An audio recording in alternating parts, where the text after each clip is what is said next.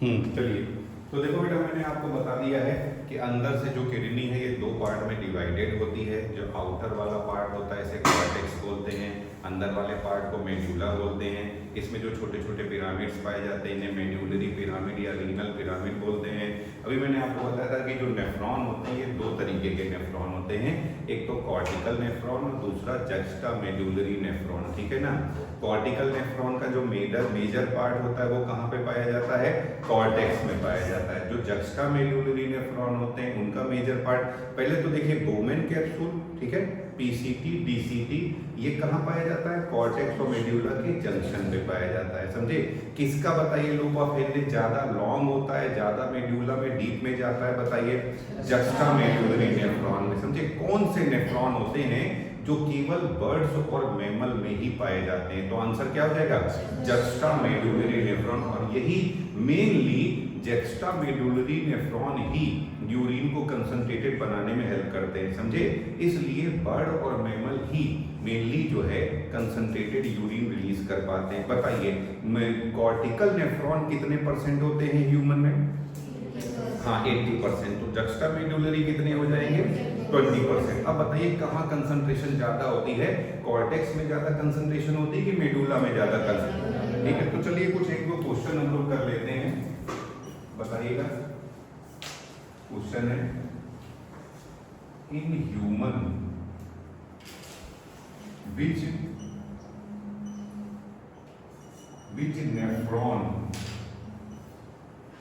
nephrons are more in number? तो पहला है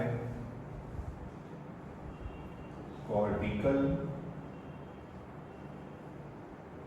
नेफ्रॉन, दूसरा है जक्स्टा मेडुलरी नेफ्रॉन, और तीसरा मैं कर देता हूं, चलिए, और चौथा है ना। बताइए किसका नंबर सबसे ज्यादा होता है? कॉर्टिकल। तो क्या बताया था? कॉर्टिकल नेफ्रॉन कितना परसेंट होते हैं? 80% होते हैं। मान लीजिए एक और क्वेश्चन चलिए हम लोग कर लेते हैं इसी में, ऊपर नहीं, विच ऑप्शन वही है, विच type of nephron found only in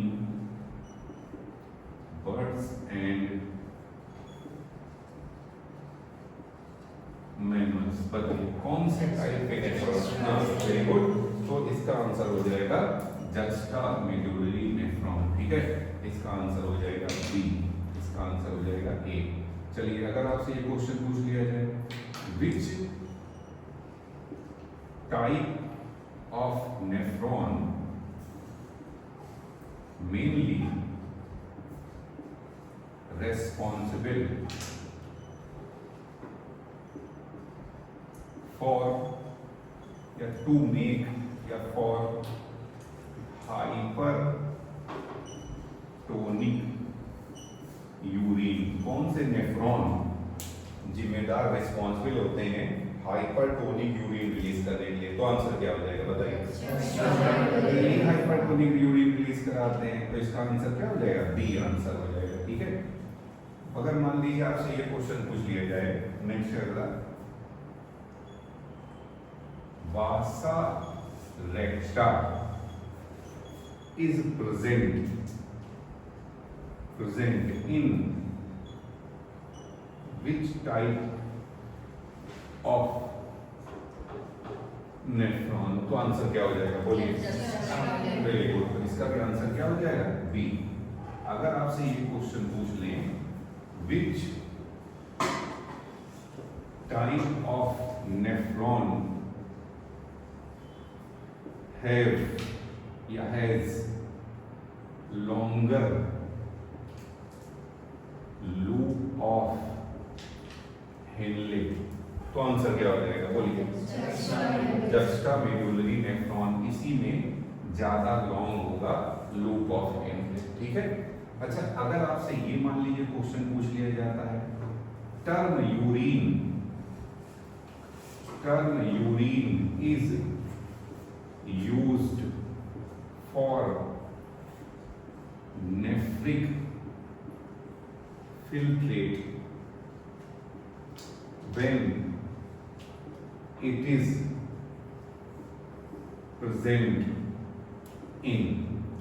term urine हम लोग नेफ्रिक फिल्ट्रेट को देने लगते हैं जब ये पाया जाता है, पहला गोमेन कैप्सूल, दूसरा पीसीटी, तीसरा डीसीटी और चौथा collecting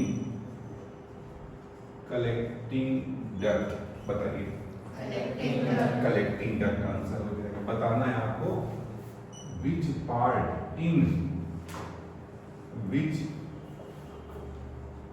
of kidney more concentration is present। Kidney के किस पार्ट में ज्यादा कंसंट्रेशन पाई जाती है? पहला है कॉर्टेक्स, दूसरा है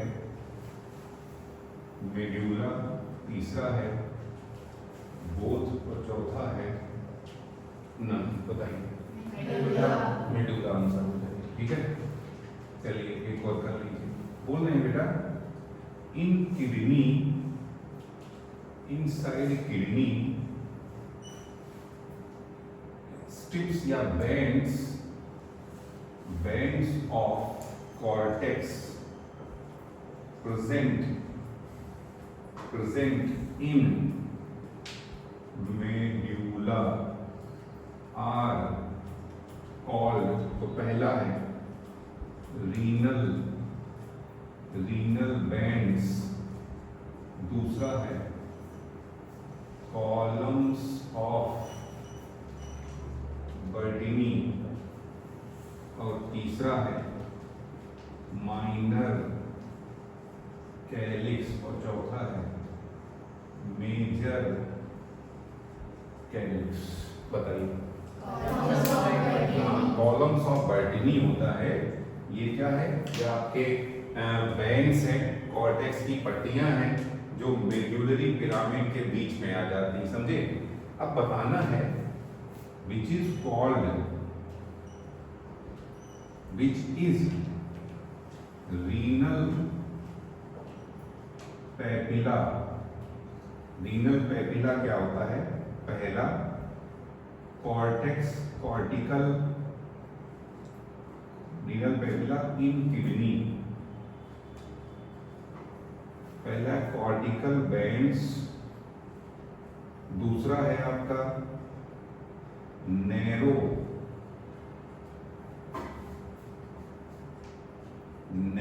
part of medullary pyramids,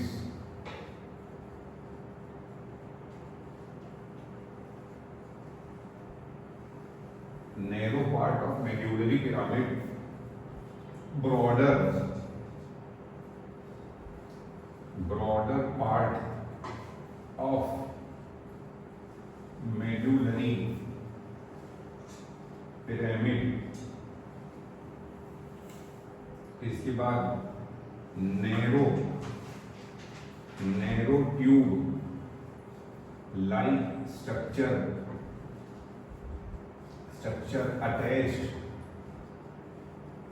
attached with medullary pyramid।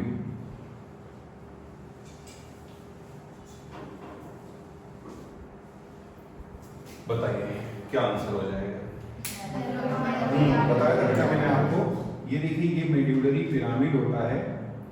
ये मेड्यूलरी पिरामिड बेटा, ये इसका ब्रॉडर एरिया होता है,